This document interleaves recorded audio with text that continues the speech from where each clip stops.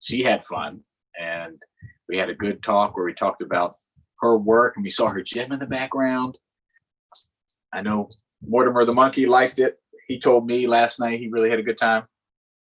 So thank you all for joining. If you haven't seen that episode, you can always view. The good thing about our episodes is while we record them live, you can always view them on my Facebook page or on my YouTube page, Councilmember Will Jawando or Will Jawando on Facebook, or on Instagram. You can view them after the fact. So go on there and take a look if you missed it. So we're going to be reading two cool books today. Today's Friday, so that means it's our last day for this week, and we'll be back on Monday.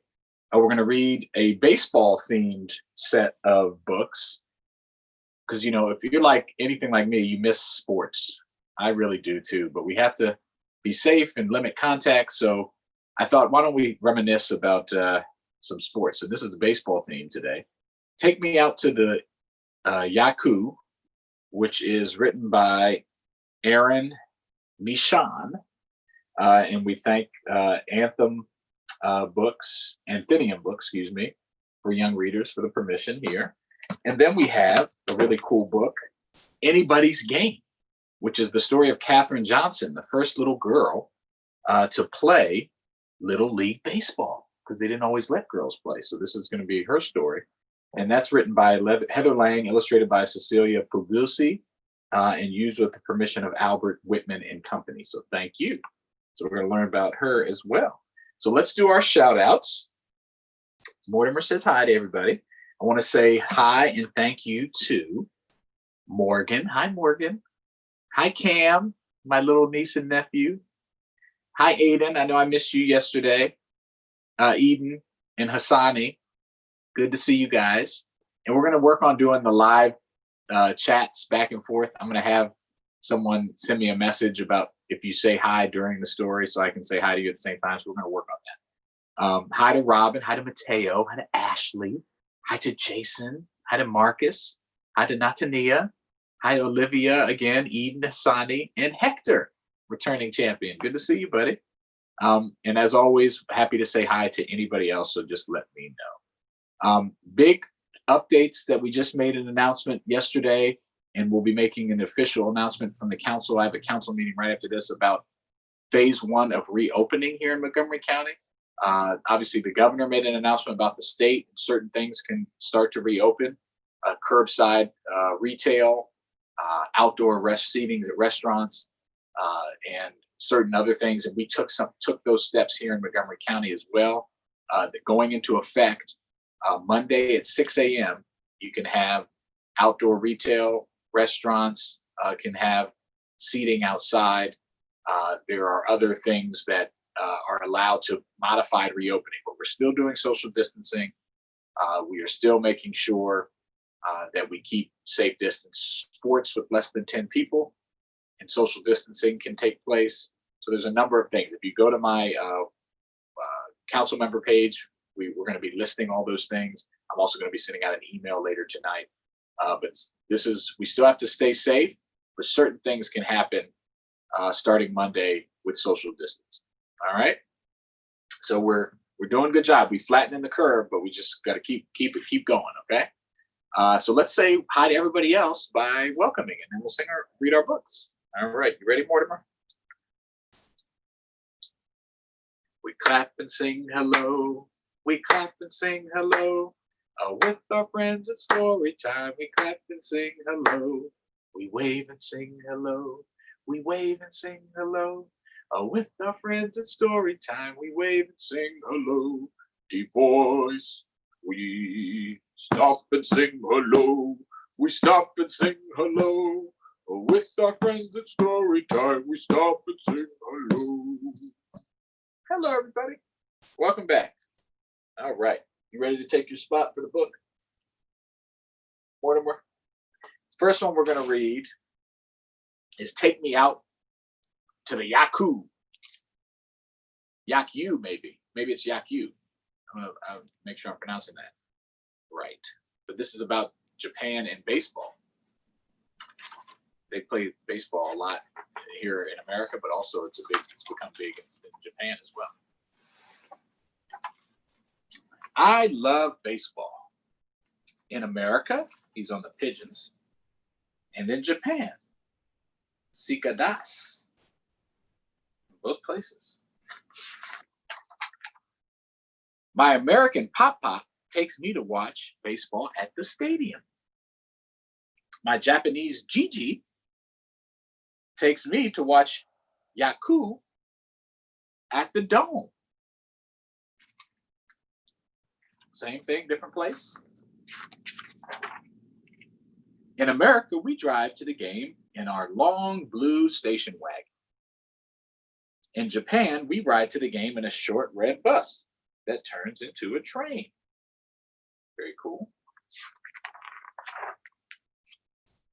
Are we there yet? Yes, we are.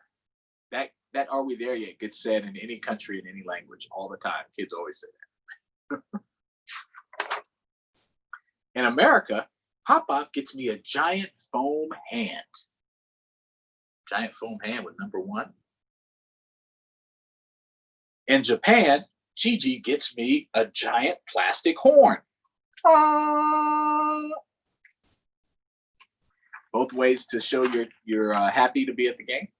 In America, Pop also gets us hot dogs and peanuts before we find our seats. In Japan, Gigi also gets us soba noodles and edamame before we find our seats. Now, I'm going to admit, both of those look good. One of them's a lot more healthy than the other. Guess which one? The game is starting in both places.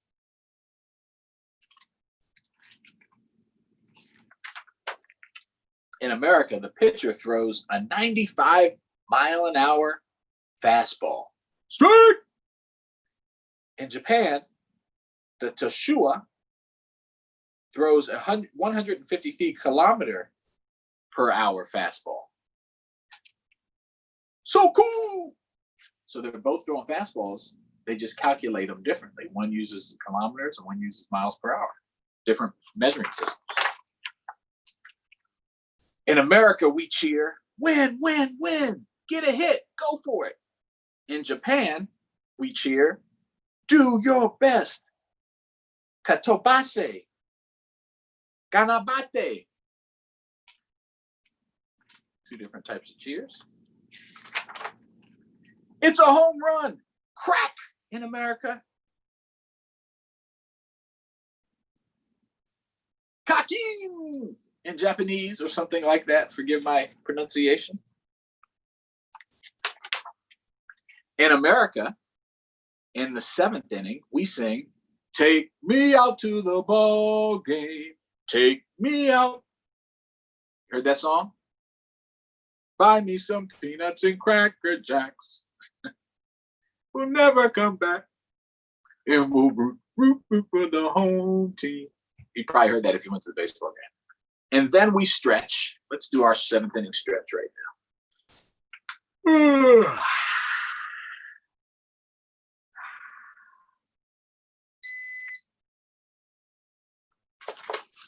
Good stretch. In Japan, in the 7th inning, we sing our team's anthem. So it depends on the team. And then we let balloons go.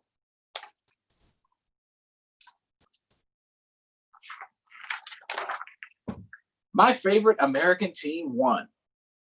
He likes the pigeons, it looks like. My favorite Japanese team tied. Different scoreboards.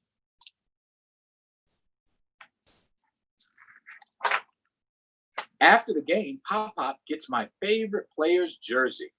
Ooh, that's cool. After the game, Gigi gets me my favorite player's towel. They sell towels over there. Look at that. Are we home yet? Gets asked in both places on the way back to the stadium and the Dome. Yes, we are finally.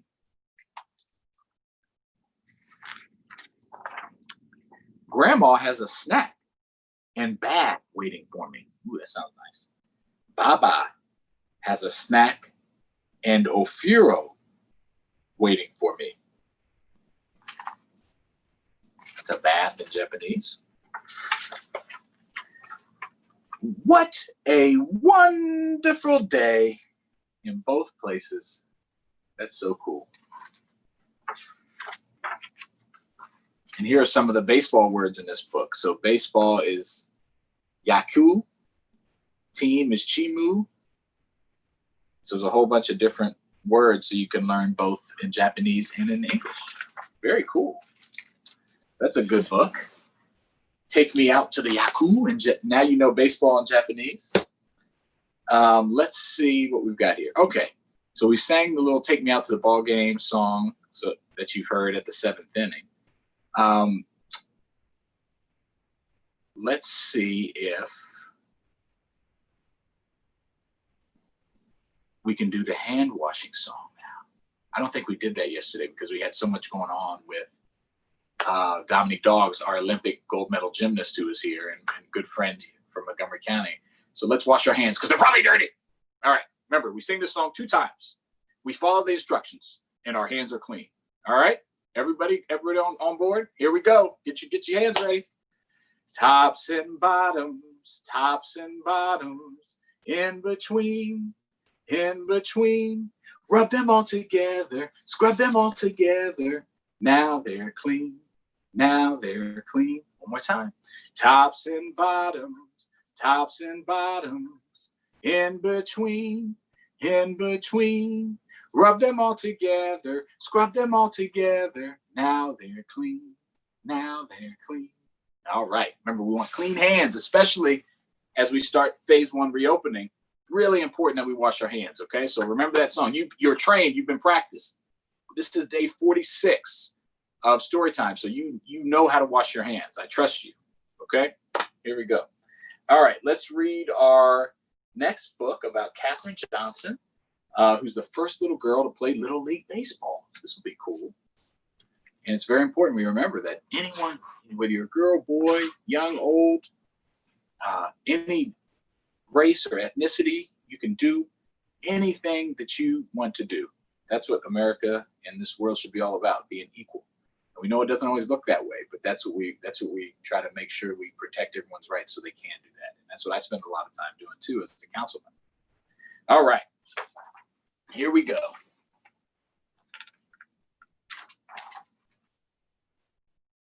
Girls don't play baseball, Tom said. Well, we know he's wrong already. You certainly can't try out for the Little League. Why not? I'm better than you, Katherine scowled at her brother. She knew she could throw and catch and clobber the ball better than most boys. But deep down, she knew Tom was right. There were no girls in Little League Baseball, and the coaches would never let a girl try out. This is when she was growing up. Not that long ago. In the 1950s, girls jumped rope, and played hopscotch. Girls went swimming and played tennis. They wore dresses and helped their moms in the kitchen. Girls did not play baseball. But Katherine loved everything about baseball. Running her fingers along the stitches of the ball, the musty smell of her dad's mitt, the crack of the bat when she hit the ball, right on the sweet spot. Crack. You ever done that? That's really cool when you do that. That's what she's doing there, hitting the ball.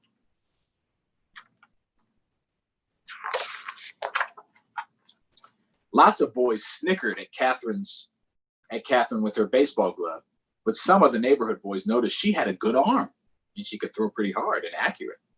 They needed more players to get a game going and asked her to join them at the sandlot. Katherine stretched her small fingers into her dad's glove. Her family didn't have enough money to buy her a lefty glove, but she didn't care.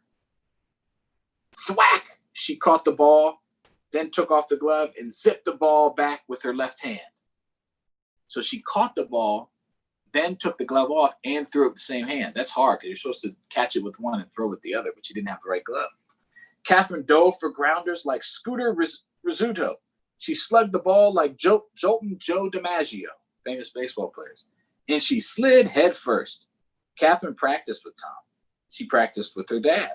She practiced and practiced. By the time she was 13, her muscles knew what to do before she did. It's called muscle memory.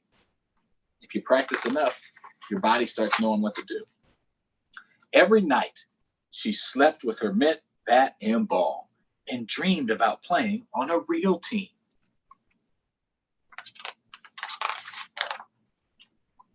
When Tom announced he made the Knights of Columbus Little League team, Catherine clenched her fists. And when he left for practice, her tears welled up like the roar of a crowd. "Keep still," her mom said. "I can't braid your hair while you're squirming."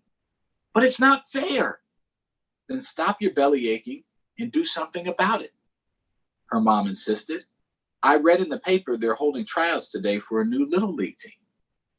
Catherine knew she could have made the Knights of Columbus team if she were a boy. And she could make this team too, if she were a boy. She hated waiting and watching from the sidelines. "Cut off my braids," Catherine said. "What?" her mom gasped. "I'm going to try out as a boy." In the kitchen, asking her to cut off her hair. Oh my goodness.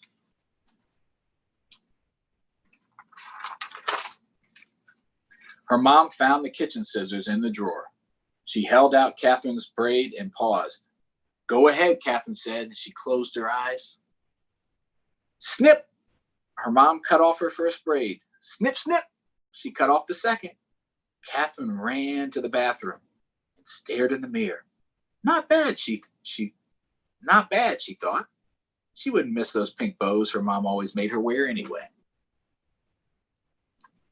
Catherine grabbed her dad's glove and borrowed some pants and a baseball hat from Tom's room. As she tucked her short hair up into her hat, she froze. "Oh no, who ever heard of a boy named Catherine?" she said. Her mom gave her an idea that just might work. Her mom's really helping her out, huh? Catherine sped off to the field. Her heart raced faster than the bike pedals. Would the coach believe she was a boy? At the field, she didn't know any of the boys. What a relief. Whew. As she walked over to the sign-in table, her stomach danced like a knuckleball. She hoped her mom's idea would work. Picking up the pencil, she took a deep breath. It's always good to do that. Let me take one more deep breath. It's good practice. Then she signed in as one of her favorite comic book characters, Tubby Johnson. The coach hit fly balls and grounders. When he called out Tubby, Catherine lined up her pop flies perfectly. She shuffled sideways to block ground balls. She scooped up balls, took off her glove, and then fired them back. Nothing could get by Tubby Johnson. In the middle of tryouts, coach called her over. Had he figured it out, she wondered? "Here, try this," coach said, handing her a lefty glove. "Thanks, coach," she said, relieved, and slipped the glove on her right hand. So that way she could catch the ball and throw it with her left. On the third day of tryouts, coach put her at first base. Catherine was small, but she could stretch far and jump high. No bounce was bad enough for Catherine to stop, and no throw was too wild. At the end of tryouts, coach announced the players who made the King's Dairy Little League team. Tubby Johnson, he called out. Catherine had to stop herself from squealing. She was on a real baseball team. But she couldn't be herself. At least not yet, right? That night, she told her dad the news, and he hugged her tight. "That's my boy, Kit Kat. You will be great out there." Even Tom was a little impressed, her brother. Playing baseball on a team was heaven, but it was tough pretending to be a boy. Some of the players asked her if her name was really Tubby. Did they know? What would happen if coach found out? All the worrying was taking the fun out of baseball because she couldn't really be who she was. One day at practice, she got up the nerve. "You've got to know something, coach," she said. "I'm a girl." Coach was quiet. Maybe he was thinking about what the boys would say or what other teams might think. Maybe he was thinking about kicking her off the team. "You know," he said, "you're a darn good player, and we need you at first base." When the team found out, they didn't care either. They cared about winning. and she could help them win. Every night, Catherine admired her uniform and counted down the hours until her first game. At last, on June 19th, 1950, the King's Dairy team took the field for the first time. Catherine hustled out to first base. Some people in the stands booed her. Word had spread about Tubby Johnston. She pretended not to hear them. She'd show them that girls can play baseball. When people do that, you just ignore them and they boo and do stuff. Just keep doing what you're supposed to do. Catherine stretched and jumped and dove for balls. A reporter praised her fielding and wrote that she can hold her own with other male members of the team. Catherine wished she had a chance to clobber the ball, but the pitcher walked her 3 times. That means he didn't throw a pitch that she could hit.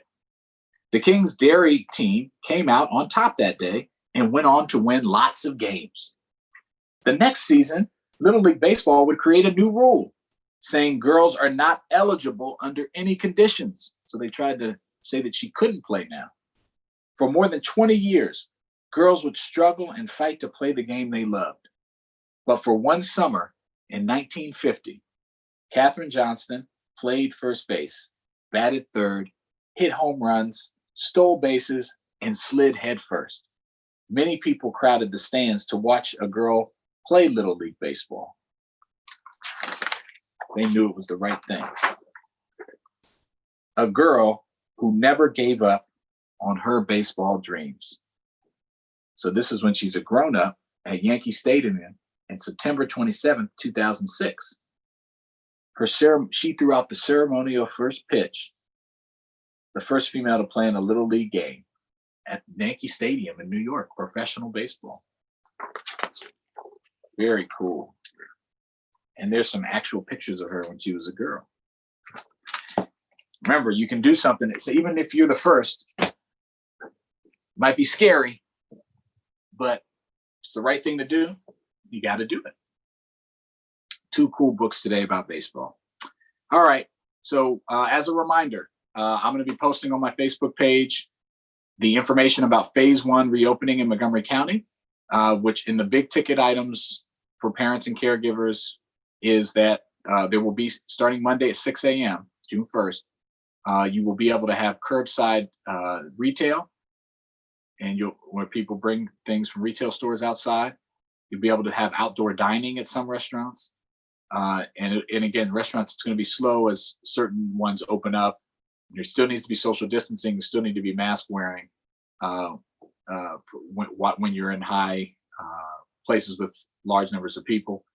You can do outdoor sports, with 9 players and a coach, not more than 10 people. All these things will be listed, and looking forward to us starting to reopen. Remember, have to wash your hands, keep social distancing, wear the face coverings, still need to be safe, okay?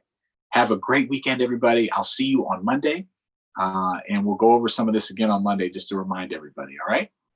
So with that, we'll sing our goodbye song. Mortimer, say goodbye to everybody. We clap and sing goodbye. We clap and sing goodbye. Oh, with our friends at Storytime, we clap and sing goodbye. We wave and sing goodbye. We wave and sing goodbye. Oh, with our friends at Storytime, we wave and sing goodbye. Bye, guys. See you on Monday.